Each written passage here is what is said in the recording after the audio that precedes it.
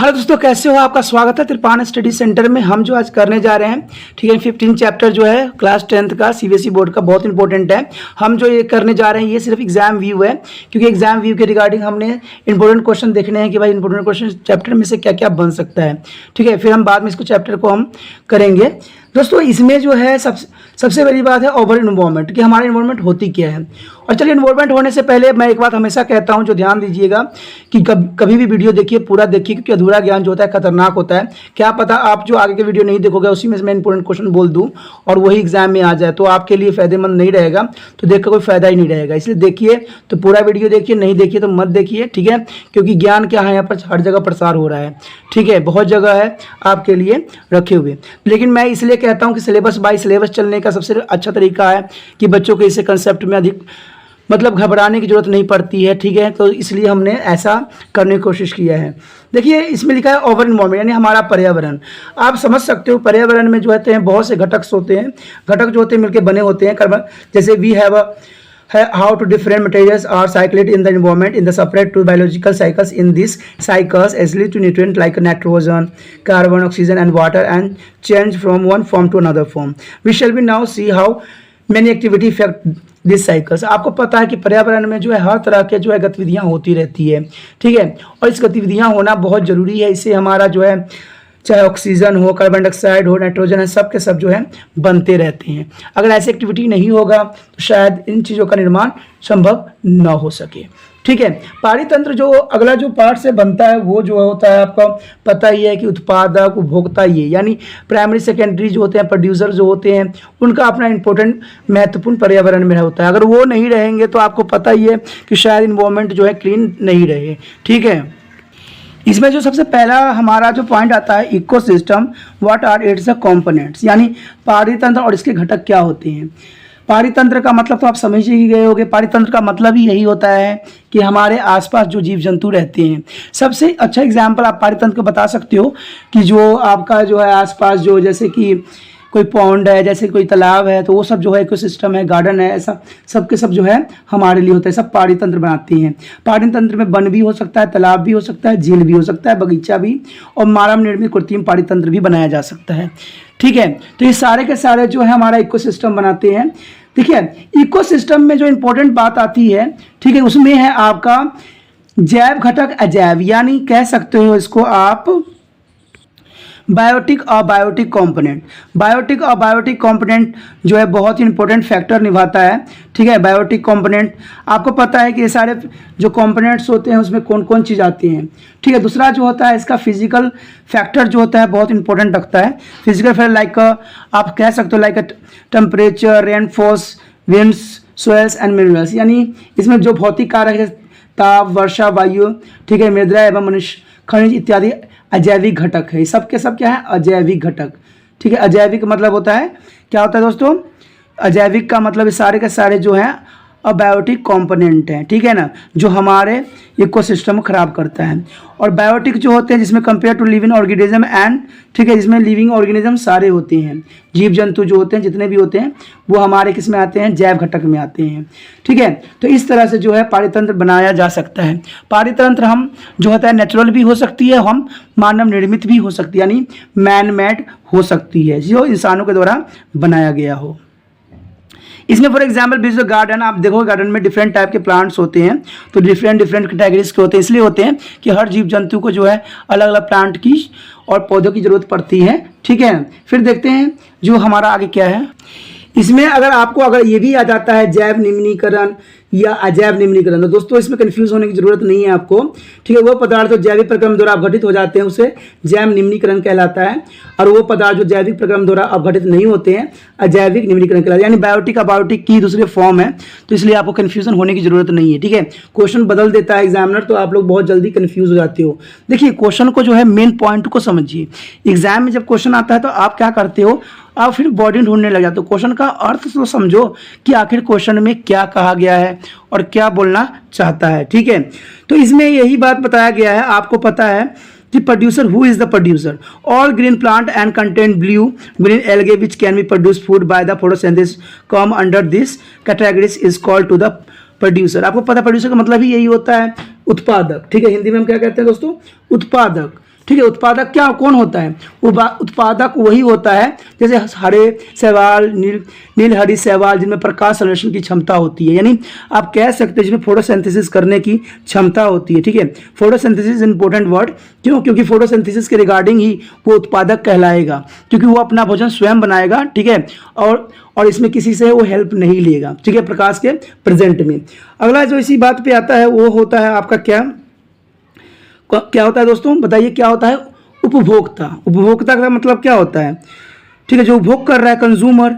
ठीक है, this organism which is the consume to food produce either to directly from producer and indirectly by the feeding on the consumer or the consumer can be classified variably as the herbivorous, carnivorous, omnivorous and parasite। ये कुछ भी हो सकता है, herbivorous भी हो सकता है, कार्निवोरस भी हो सकता है, ओमनिवोरस भी हो सकता है, पैरासाइट्स भी हो सकता है।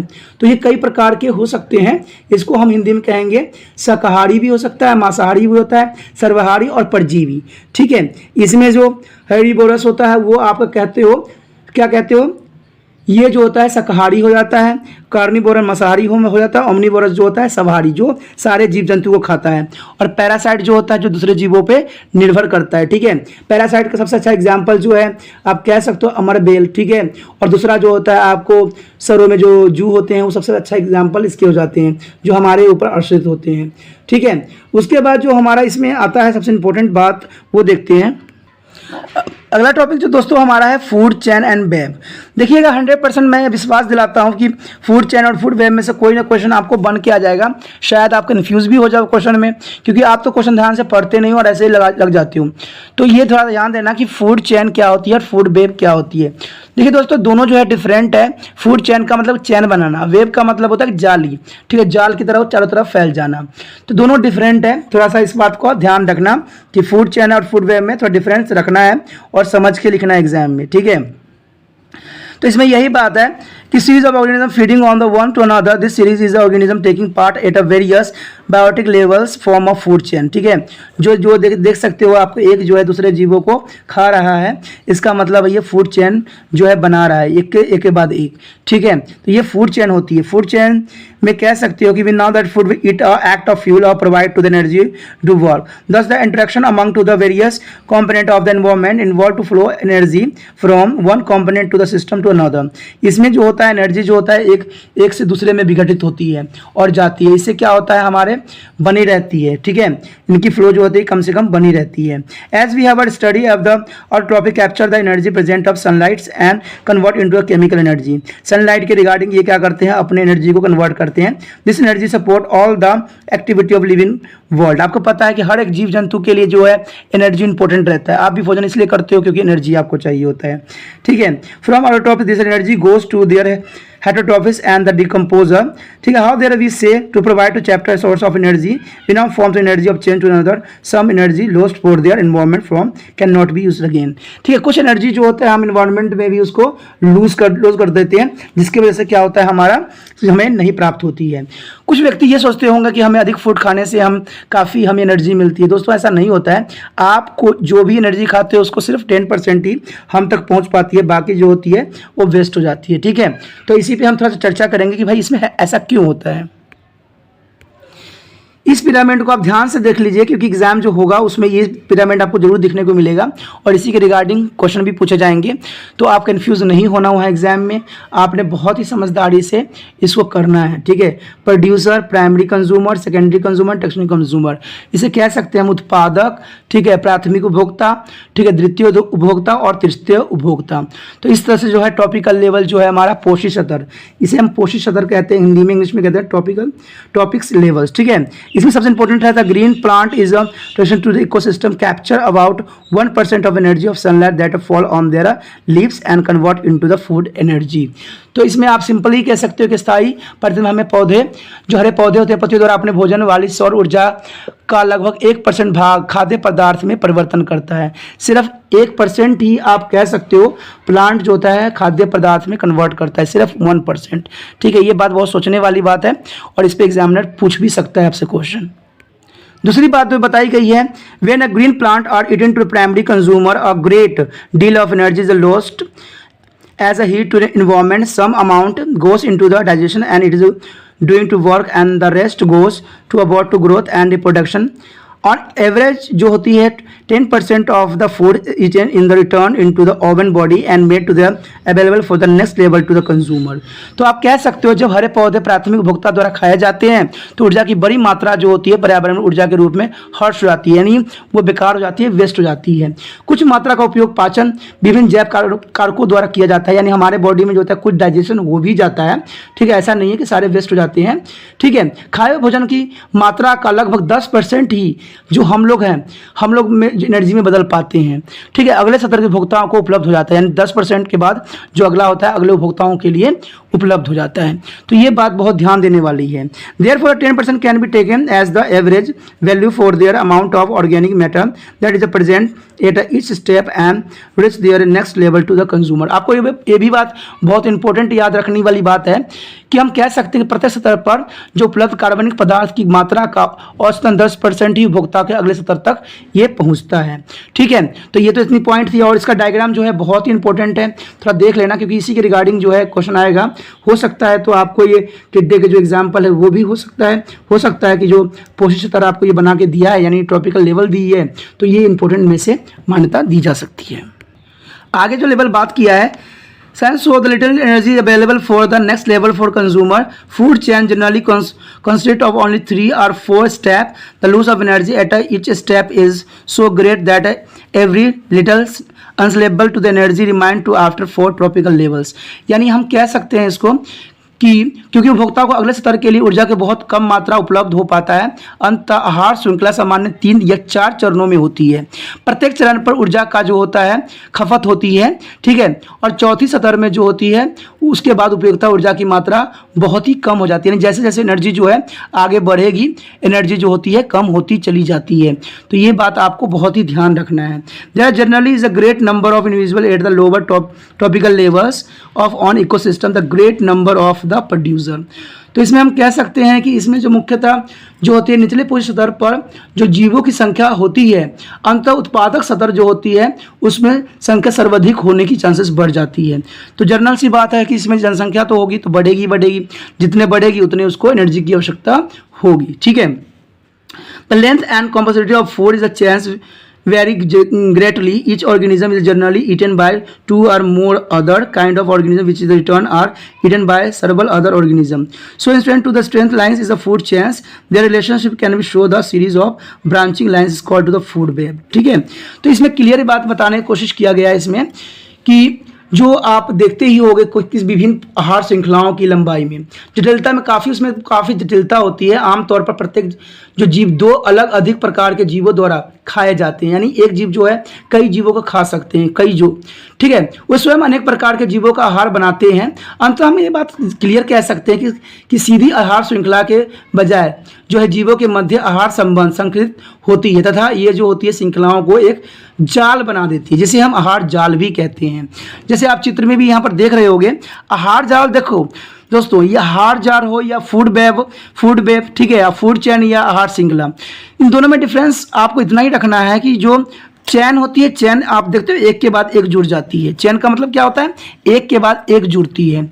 लेकिन यहाँ पर फूड वेव की बात कर रहा है। वेव का मतलब ये होता है मकड़ी की जाल, यानी आड़ी तिरछी, यानी एक जीव जो होता है कई जीवों को खा सकता है। सिर्फ इतना दिमाग में रखना है, उसमें एक जीव जो है दूसरे जीवों को सिर्फ खा रहा है, ठीक है, वन जो है अनदर को कर रहा है, बट यहाँ पर जो है वन जो है मेनी को कर रहा है, यानी काफ़ी को कर रहा है। जैसे आप देख सकते हो कि यहाँ पर जो है कैसे आड़े तिरछे जा रहे हैं, यानी एक चूहे खाने वाले एक नहीं होते कई होते। एक चूहा को खाने वाला देखिए ये भी हो सकता है, स्नेक भी हो सकता है, या ये ओवल भी हो सकता है, यानी इस तरह से जो होता है ये वेब बनाता है, यानी एक जाल सा बनाता है।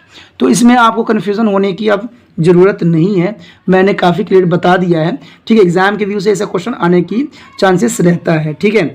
इसमें जो दूसरा जो है बात है वो पेस्टिसाइड का है, यानी आपको कह सकते हो कीटनाशक, ये सब का, ये भी बहुत इंपॉर्टेंट आता है, जनरल क्वेश्चन में से आता है। तो वैल्यूएबल क्वेश्चन के रिगार्डिंग आपको क्वेश्चन पूछा जा सकता है। तो इस पर हम थोड़ा सा देखते हैं क्या है। इस टॉपिक को मैं इसलिए इंपॉर्टेंट बताया दोस्तों क्योंकि जो है इसमें से थोड़ा सा उसको इंटरेस्ट एग्जामिनर को हो सकता है कि another interesting aspect food chain is now sums of harmful chemical enter our body. ये याद रखना, जब भी आहार श्रृंखला बनती है तो कुछ जो है हानिकारक पदार्थ जो है हमारे बॉडी में एंटर करता है, इसमें कोई दो राय नहीं है, क्योंकि ये हमारे लिए हानिकारक रासायनिक पदार्थों जो आहार श्रृंखला में होते हैं हमारे शरीर में प्रविष्ट हो जाते हैं। इसके बारे में आपको पता है, हम पहले भी डिस्कस कर चुके हैं, ठीक है। इसमें यही बात होती है दोस्तों, देखिए अगर आप प्लांट जो होती है पौधों को अगर कीटनाशक दीजिएगा तो वो कीटनाशक थोड़ी है कि प्लांट ही अब्जॉर्ब कर ले, कुछ जो है आप जब उसका प्रोडक्ट आप यूज़ करोगे तो आप तक भी पहुंचने के चांसेस उसका बढ़ जाता है, ठीक है। जैसे आप वाटर का भी यूज़ करोगे, ठीक है, उसमें खाद दोगे तो वाटर क्या होगा, अंडरग्राउंड वाटर में चला जाएगा और वो उसके द्वारा आप भी पियोगे। मान लो अगर आप गाय भैंस को भी इंजेक्शन देते हो दूध देने के लिए तो उसको दूध में भी तो जा सकता है उसका असर, तो ये हम पे भी इफेक्ट करता है, तो इसमें कोई बड़ी बात नहीं है, ये तो जनरल बात है। One of the reason that use of the several pesticides and other chemical to protect our crops from a diseases and pest, this chemical are either to the waste down into the soil and into the water body from the soil. These are absorbed by the plant among, ठीक है, among with the water and minerals and there is a water bodies, this is taken up to aquatic plants and animal, ठीक है। तो इसमें clear बात बताया गया, जो हम लेते हैं जल प्रदूषण किस प्रकार हो सकते हैं, मिट्टी कीटनाशक एवं रसायनों का हम जो अत्यधिक प्रयोग करते हैं, ये रसायन बह कर मिट्टियों में अथवा जल स्रोतों में चले जाते हैं और मिट्टी से इन पदार्थों के पौधे द्वारा एवं खनिजों के साथ साथ अवशोषित भी हो जाते हैं तथा ये जलाशय से यह जलीय पौधे एवं जंतुओं में प्रवेश कर जाते हैं और प्रवेश करने के बाद क्या करते हैं, this is one of the way of which they enter to food chain, और वो क्या करते हैं फूड चेन में एंटर कर जाते हैं, यानी हमारे आहार श्रृंखला में भी वो चले जाते हैं और हमारे लिए हानिकारक बन जाते हैं। तो इसके रिगार्डिंग बहुत ही इंपॉर्टेंट क्वेश्चन पूछा जा सकता है, तो आप इस टॉपिक का ध्यान से सुन लेना। As this chemical are not degradable, this get accumulated progressive at the each topical levels as a human beings occupy the top level in any food chain। यानी इंसान जो है फूड चेन में सबसे ऊपर है, क्यों, क्योंकि इंसान जो है हर चीज़ को खाने में सक्षम है, ठीक है। तो इसीलिए कहा गया है यहाँ पर कि top level any food chain, यानी ह्यूमन बींग्स जो है ऑक्यूपाई करता है top level any of food chain. The maximum concentration of this chemical get accommodate in our body, और हमारे बॉडी इसको अकोमोडेट करता है, this phenomenon known as the biological magnification, और इस जो प्रक्रिया है जो ये कहते हैं उसको हम जैव आवर्धन कहते हैं।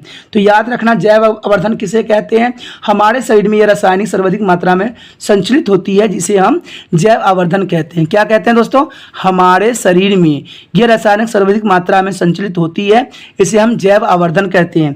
ये क्वेश्चन आने के चांसेस हैं, पहले कह रहा हूं मैं, ठीक है। यानी आप कह सकते हो as a human beings occupied to top level any food chain, the maximum concentration of this chemical get accumulated in our body, this phenomenon known as the biological magnification. This is the reason of the food chain such as the wheat, rice, vegetable and fruits and even to meat content very amount of pesticide reduced, ठीक है। इसमें कह सकते हो कि अब जो भी गेहूं हो, चावल हो, ठीक है, फल हो, मांस हो, इस सब में कीटनाशक की जो अपशिष्ट मात्रा में उपलब्ध होते ही होते हैं, ठीक है।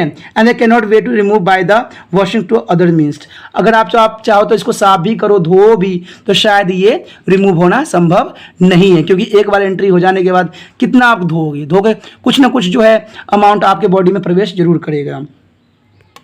दूसरा टॉपिक जो इंपॉर्टेंट है जो इस एग्जाम के लिए वो है ozone layer and how it is getting off depicted, यानी जो है ओजोन परत है किस प्रकार का अपरिष्ट होती है, यानी जो ओजोन लेयर है किस तरह से बर्बाद होती है। दोस्तों ये बहुत इंपॉर्टेंट क्वेश्चन हो सकता है, क्योंकि जर्नल क्वेश्चन जो है हमेशा एग्जामिनर का फेवरेट रहा है, ठीक है। हमेशा एग्जाम में यही रहा है कि जो जर्नल क्वेश्चन, देखना याद रखना मेरी एक बात कि देखना क्वेश्चन बहुत जर्नल होगा लेकिन आप समझना आपके लिए मुश्किल पड़ जाएगा, इसलिए कहता हूँ क्वेश्चन को समझना सीखिए।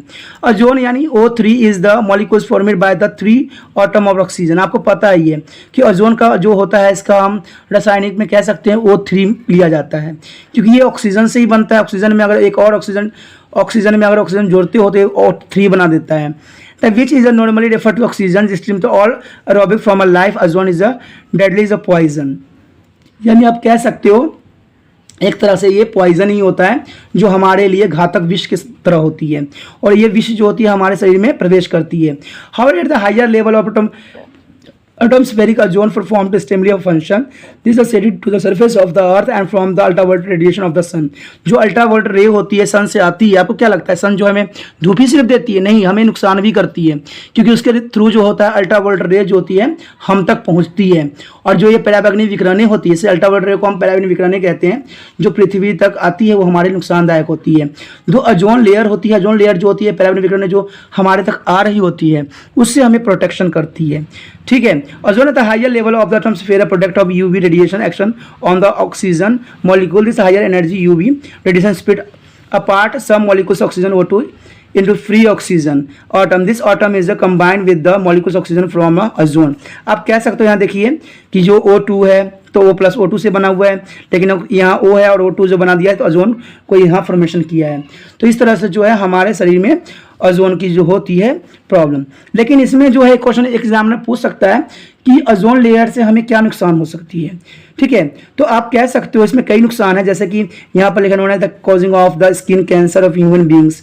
ठीक है, एक तो सबसे बड़ा जो मानव के लिए है वो त्वचा कैंसर है। ठीक है, त्वचा कैंसर है। उसके बाद आपको पता है जो अगर गर्मी बढ़ेगी तो फसल क्या होगी, नष्ट हो जाएंगे, यानी उसमें आग लग जाएगा, तो कह सकते हो कि इससे फसल का भी नष्ट हो सकता है। थर्डली जो होता है आपका मोतियाबिंद भी हो सकता है। ठीक है, आई स्पॉट आई ब्लेंडर जो आइस स्पॉट भी हो सकती है, जिसकी वजह से आपका काफ़ी दिखना बंद हो सकता है, यानी मोतियाबिंद। तो ये भी हो सकता है, यानी 3 तरह की जो बीमारी है, 3 तरह के जो नुकसान है इंसानों में जनरली देखने को मिल सकता है। आगे the amount of ozone atoms began to the droply sample to the 1980 century decreasing being the link of synthetic chemical like chlorofluorocarbon. इसको हम क्या नाम दिया गया था, क्लोरोफ्लोरोकार्बन। आपको पता ही है क्लोरोफ्लोरोकार्बन जो होती है हमारे इन्वायरमेंट के लिए अच्छा नहीं होता है। ठीक है, और दूसरा जो है आपको यहाँ पर एक चीज़ पूछा जा सकता है, एक चीज़ पूछा ये जा सकता है कि जो UNEP का फुल फॉर्म क्या है। तो कभी कभी दोस्तों UNP का फुल फॉर्म भी आ जाता है, United Nation of Environment and Programs. ठीक है, तो याद रखना कि इसका है यूनाइटेड नेशंस इन्वायरमेंट प्रोग्राम्स। ठीक है, इसको हिंदी में हम क्या कह सकते हैं दोस्तों, ठीक है, इसको जो हिंदी में हम कहेंगे कि ये जो है संयुक्त राष्ट्रीय पर्यावरण कार्यक्रम। ठीक है, संयुक्त राष्ट्रीय पर्यावरण कार्यक्रम, क्योंकि CFC के रिगार्डिंग बनाया गया था। ठीक है ना, CFC जो है बहुत जगहों पे इस्तेमाल किया जाता है, इसलिए हमारे लाइफ के लिए बहुत इंपॉर्टेंट हो गया है। इसका इस्तेमाल जो है मैक्सिमम आप देख सकते हो आपके घरों में भी होता है, रेफ्रिजरेटर में किया जाता है। ठीक है, रेफ्रिजरेटर में इसका किया जाता है, और AC जो आपके घर में लगा होता है उसमें भी किया जाता है इसका। ठीक है, AC में, रेफ्रिजरेटर में, ठीक है, जितने भी AC होते हैं सब में इसका उपयोग किया जाता है। तो ये काफ़ी उपयोगी है। और अग्निशमन यंत्र जो होती है, जो फायर जो आप देखे होंगे कहीं भी स्कूल में रखे हुए, तो उसमें भी इसी का इस्तेमाल किया जाता है। तो इस तरह से जो होता है हमारे लिए उपयोगी तो है, लेकिन ये क्लोरोफ्लोरोकार्बन से बना होता है, तो ये हमारे लिए घातक भी हो सकता है।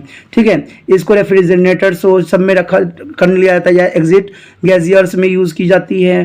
ठीक है, और फ्रीजिंग करने के लिए भी किया जाता है, तो ये काफ़ी इंपॉर्टेंट आ जाती है।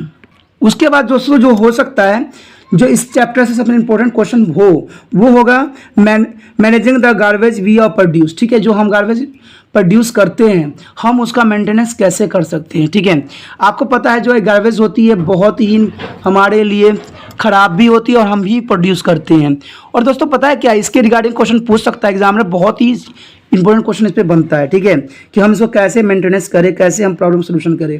आप देखते ही हो गया कि आपके आसपास जितने भी होते हैं कबाड़ वो आपके घर के आसपास ही रहते हैं। ठीक है, इसमें कह सकते हैं मेनली जो होती है एंड आपने देखे होंगे कि visit any to town and cities we are source of find to the heaps of the garbage all over the place with in place of the tourist interesting and we are sort to find to the place with the empty food wrapper. ठीक है, सारे जगह ये ऐसे रहते ही हैं। इसमें simple सी बात यही कह सकते हैं कि आप अपनी दैनिक जीवन गतिविधियों हम देखते होंगे कैसे पदार्थ उत्पादित करते हैं जिन्हें हम फेंकना पड़ता है। इनमें से अपशिष्ट पदार्थ क्या है, आपने देखा जब हम उन्हें फेंक देते हैं तो उनका क्या होता है, तो ये क्या होता है वो हमारे तक ही पहुंचते हैं। ठीक है, इसमें कह सकते हैं कि इसे जैव प्रक्रम वाले में आपने पहले ही इसके बारे में पढ़ चुके होंगे। ठीक है, कहते हैं बहुत से जो मानव निर्मित चीज़ें हैं, ठीक है, improvement of our life style है result to the gathering amount of the best material generate. कहते हैं हम अपना जीवन जो है बहुत ही लाइफ स्टाइल से जीने की कोशिश करते हैं, तो इसमें बहुत सारे जो होते हैं हमारे क्या होते हैं, ठीक है, बेस्ट मटेरियल जो होते हैं प्रोड्यूस होते हैं। Changing the attitude also have a role to a play with the more and more things used to become a disposable, ठीक है। Change in the packaging have to resulting in much of our waste become a non biodegradable, बहुत सी चीज़ें जो होती है non biodegradable होती है। And what do you think we have the impact of the our environment, तो ये जो चीज़ें होती है हमारे लिए किस प्रकार खतरनाक होती है। आपको पता होगा कि एंजाइम अपनी क्रियाओं में विशिष्ट होते हैं, किसी भी विशेष प्रकार के पदार्थ पाचन अपघटन के लिए विशिष्ट एंजाइम की आवश्यकता होती है। इसलिए कोयला खानों में हमें ऊर्जा प्राप्त नहीं हो सकती है। अगर आप कोयला खा लो तो इससे आपको एनर्जी नहीं मिलती है और ये हमारे लिए बहुत ही खतरनाक भी रहती है, ठीक है।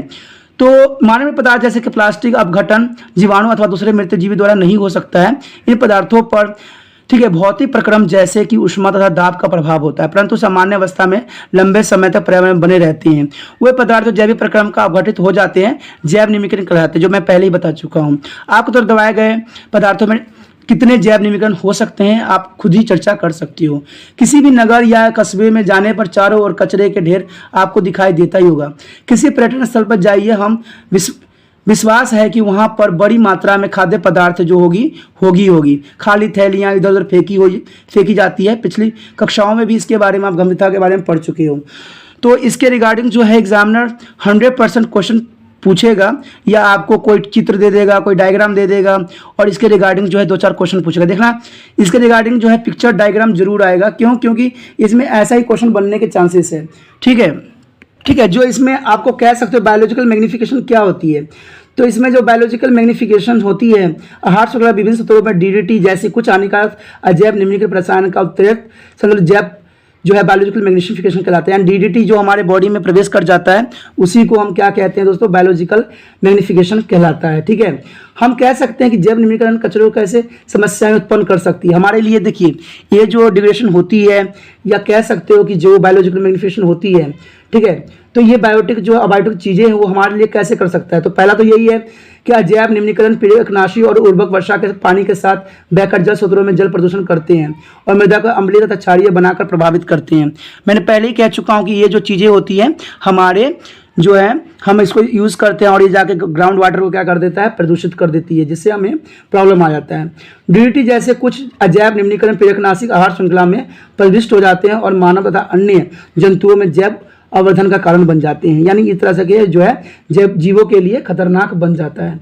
तो ऐसे क्वेश्चन जो है एग्जामिनर वहाँ पूछ सकता है, तो आप इस पर ध्यान जरूर देना। इसमें से एक और जो क्वेश्चन इंपॉर्टेंट बनता है ये बनता है कि नाइट्रोजन यौगिक पानी के साथ बहकर तालाब के पानी में मिल गया। देखिए नाइट्रोजन जो है यौगिक वो पानी में जाकर मिल गया, किस में मिल गया, किसी भी पॉन्ड में, ठीक है, उसमें नदी में मिल गया।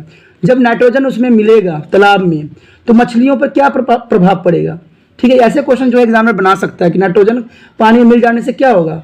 तो क्या होगा दोस्तों, इसका परिणाम यही होगा कि सारी मछलियां जो होगी मर जाएगी, ठीक है। तो ये जो है छोटे मोटे ऐसे क्वेश्चन बनाया जाता है, तभी मैं ऐसे क्वेश्चन पर आपको डिस्कस कर रहा हूँ जो आपके लिए फायदेमंद हो। आपको पता है इसमें से एक और क्वेश्चन जो बहुत इंपॉर्टेंट लगता है, ओजोन परत की क्षति चिंता का विषय है, इसमें आपने अपना विचार देना है। तो इसमें कह सकते हो कि ओजोन की जो परत होती है पृथ्वी के परावर्तन विकिरणों को हानिकारक प्रभाव से बचाती है।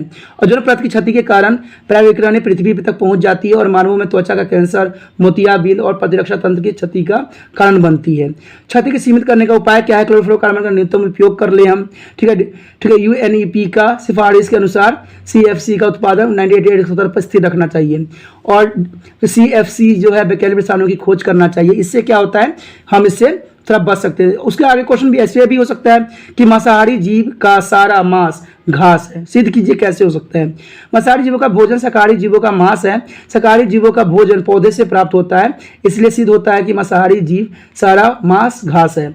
यानी इसका मतलब देखिए जो आपको पता ही है जितने भी जीव होते हैं दूसरे जीवों को खाते हैं, ठीक है, तो वो कहाँ से प्राप्त होता है, पेड़ पौधे से होता है। और जीव पेड़ पौधा नहीं खाएगा तो उसको कैसे मांस बनेगा और कैसे दूसरा जीव यूज़ करेगा। तो ऐसे क्वेश्चन जो है एग्जामिनर हमेशा पूछता रहता है, इंटरेस्टिंग क्वेश्चन होता है।